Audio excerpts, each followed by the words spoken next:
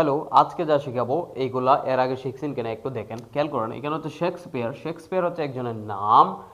এই নামটা আমরা জানি কি নাউন হয়, প্রপার নাউন হয়। কি নাউন? Proper noun. ওকে, তাহলে এইখানেও তো শেক্সপিয়ার, তাহলে এটা কি নাউন? এটা কি প্রপার নাউন? অবশ্যই এটা প্রপার নাউন না। তাহলে এটা কি নাউন? এটা হচ্ছে কমন নাউন।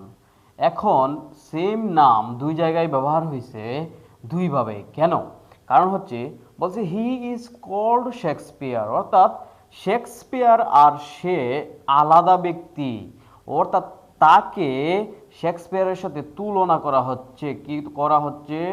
তুলনা। অর্থাৎ সে শেক্সপিয়ারের মতো, অর্থাৎ তাকে শেক্সপিয়ার বলা হয়। তো এই জন্য এই শেক্সপিয়ারটা কোনো নির্দিষ্ট ব্যক্তিকে বোঝাচ্ছে না। ঠিক আছে? ব্যক্তি বোঝাচ্ছে তাকে তাকে ওই শেক্সপিয়ারের সাথে তুলনা করা হচ্ছে, দ্যাটস ওয়াই এটা হচ্ছে কমন নাউন।